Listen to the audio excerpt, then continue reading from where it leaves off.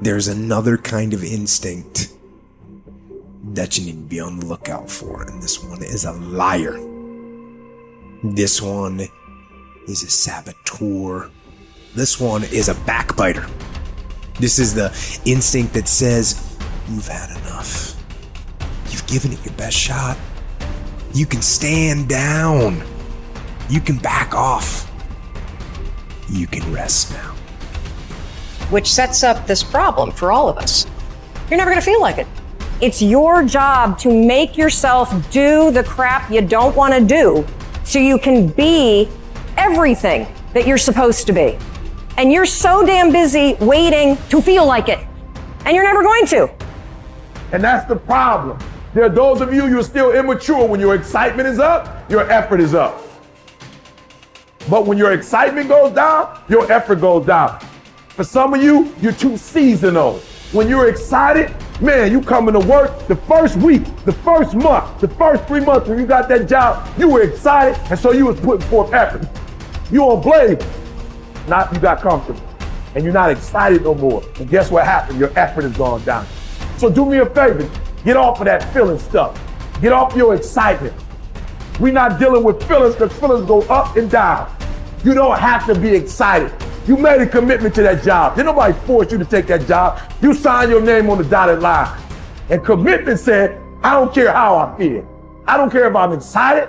I don't care if I'm pumped up. I don't care if I'm fired up. You made a commitment. Now it's time to put up. Lazy people do a little work and think they should be winning, but winners work as hard as possible and still worry if they're being lazy. So if you're a winner, you ain't comfortable. Every day I get up and give everything I got to everything I'm a part of simply because this is who I am. Like the only thing I need every day of my life is 86,400 seconds. That's it. Like I don't need some reward. Like the only thing I need is breath in my body and I'm flat out going get it. A person with passion always stands out. The world is so full of average that once you have passion and a sense of energy in your life, it distinguishes you. When you're passionate about something, it isn't reasonable, but you do it anyway. Passion will take you where nothing else will ever take you. It'll give you that decided edge. It'll help you to stand out. When you want to become a diamond, your whole attitude change, your whole mindset, your thinking, your relationships, the decisions that you make, how you spend your time, your energy, all of it changes. See, this is something that you can't be in this business. This business has to be in you. You take advantage of this opportunity. You let everything else go. You eat different. You study different. You practice different. You don't belong at the bottom, and it's time for you to get your butt from down there. It's time for you to stop being comfortable at the bottom. Get your butt up and get to where you're supposed to be.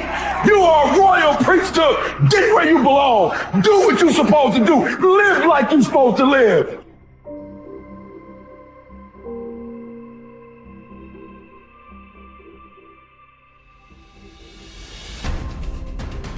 Get better every day. Socrates didn't know much. There wasn't much he held for certain. But he was sure, he said, that we cannot remain as we are. It doesn't matter who you are. It doesn't matter what you've done.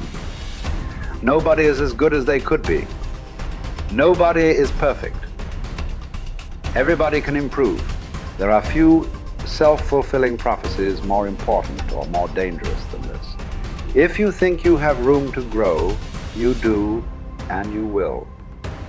If you think you're as good as you can be, you're right. You won't get any better.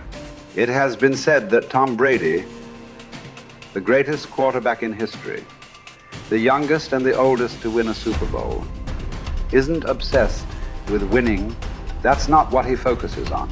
He's obsessed with improving the accuracy of his touchdown passes in the fourth quarter. He's obsessed with getting a little bit faster at releasing the football. He's not willing to stay the same, even though that same is very consistently the best in the league. The process of getting better, that's his drug. That's the dragon he chases. That's how he is able to defy aging and all expectations. The Japanese word for this is kaizen, continual improvement. Always finding something to work on, to make a little progress on. Never being satisfied, always looking to grow. Revolution, transformation, That's what amateurs chase. The pros are after evolution. If the first step is just showing up, committing to doing something each day, then the next step is finding something to focus on getting better at each day. And in this, where cumulative improvement meets compounding returns, we can harness one of the most powerful forces on earth. Think about it. Most people don't even show up. Of the people who do, most don't really push themselves. So to show up and be disciplined about daily improvement. You are the rarest of the rare, and if improvement sounds difficult, how about just making fewer mistakes? This is what Gehrig's manager said about him. The secret to Gehrig's incredible trajectory as an athlete wasn't just his commitment. It was that he never made the same mistake twice. The guy who began his career blowing at least one play per inning improved to one mistake per game, to one per week, to one per month. To err is human. But to err is each day is to become closer to the divine. We not only hold ourselves to a standard, but we ratchet the standard up as we go. Just as with weight training, what we're lifting should be steadily increasing with each subsequent workout. Our unwillingness to be satisfied with our performance, to be done with our progress, is what keeps us from plateauing. It drives us forward. Is it a little discouraging that we never seem to arrive? That our standards rise just out of reach of our abilities? Absolutely not. We move the goalpost so the game doesn't get boring, and more important, so it never ends. Ultimately, this brings us more pleasure and more satisfaction. We reach heights we'd never have been able to see otherwise. Do you want to be rotting or ripening? Are you getting better? Because if you're not, then you're probably getting worse.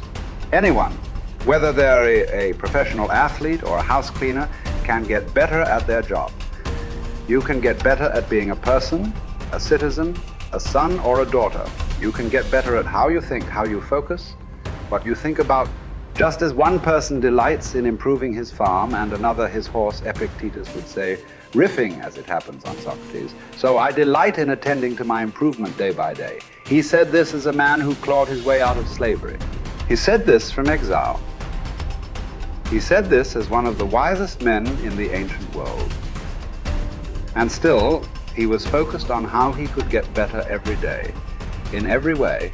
One can imagine that for Epictetus, this discipline would have been extremely helpful in those dark times, because it gave him something to focus on, something only he controlled, not his master, not society, not his station in life. But this discipline is also helpful in the good times too, preventing one from getting too cocky or complacent. It doesn't matter what the scoreboard says, or the bank balance, or the sales figures, or the headlines. You know whether you're getting better or worse, whether you're making progress day to day. And if you are, wonderful. If you know there is room for improvement, also wonderful. Either way, your marching orders are the same. Come what may, success or failure, fame or misfortune. A focus on progress lets us look ourselves in the mirror with pride and ignore all the commotion in the background. It's the journey of a lifetime. In fact, that's the way to think about all of this. How much progress could you make if you made just a little each day over the course of an entire life? What might this journey look like? Where might it lead if each bit of progress you made presented both the opportunity and the obligation to make a little more progress, and you seized those opportunities, you lived up to those obligations each and every time? Will you choose to take this journey? Will you continue on, even when you've reached further than you ever thought you could go? Or will you stop there? Are you going to keep practicing? Or have you decided that this is good enough? That you're good enough? Will you remain as you are? Or become what you're capable of? Because once you stop getting better, there's only one direction to go. Do the best you can. The Emperor says in Marguerite Yourcenar's beautiful novel Memoirs of Hadrian, do it over again. Then still improve, even if ever so slightly, those retouches. It's a beautiful irony. You're never content with your progress, and yet you're always content. Because you're making progress. What does it mean to live an infinite life? Clearly, our lives are finite. We're born, we die, we come, we go. But life is infinite. The game of life will continue with us or without us. Which means every single one of us has a choice. We don't get to choose the nature of the game. Life is infinite. We don't even get to choose if we want to play in the game or not. Once you're born, you're in it. We get one choice.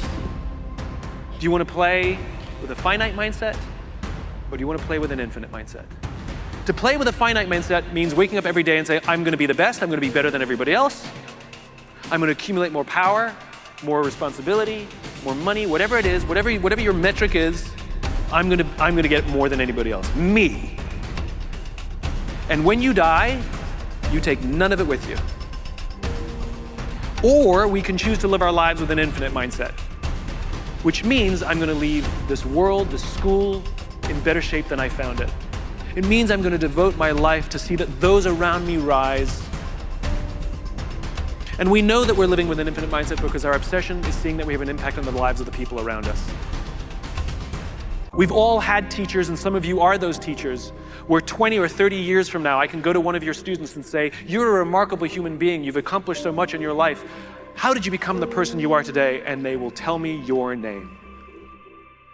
We all remember the teacher who believed in us. We all remember the teacher who had our backs. We all remember the teacher who saw something in us that nobody else saw. We've forgotten all the others, but we remember those couple. And that's what it means to live with an infinite mindset. It means we devote ourselves to that mindset for everyone in our lives. That other teachers will say that about us. Other principals will say that about us. Other students will say that about us. Our friends will say that about us. I am who I am today because of you, and I will commit to live the same life that you taught me how to live.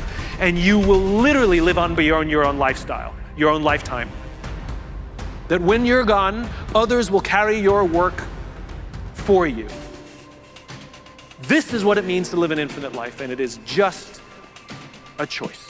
Nobody changes until they change their energy. When you change your energy, you change your life. It's the way it is. When you stop using your enemy to reaffirm your addiction to hatred, when you stop using your best friend to reaffirm your addiction to suffering, when you stop using your Facebook to reaffirm your addiction to insecurity, when you stop that whole process and you start going inward and you're no longer relying on those outer things that create those emotions, and you start creating those inner emotional states, you start changing your energy. Now, whatever is no longer a vibrational match between you and that past, present reality is going to fall away. Right. They're just going to spiral out. You're no longer putting your attention on them. In other words, the stronger the emotion you feel with some problem in your life, the more you give it your attention. Where you place your attention is where you place your energy. You're giving your power away, your life force. Yeah. Lower the volumes of that emotion, you take your attention off that person, you're calling energy back to you. Yeah. And you're building your own electromagnetic field. We've seen the evidence of that in many events, because when people start overcoming themselves, the first day, not always, but the energy of the room will drop. Why? Because they're drawing from the field to build their own field. Now when they build their own field the next day and the fields start interfering with the people next to them,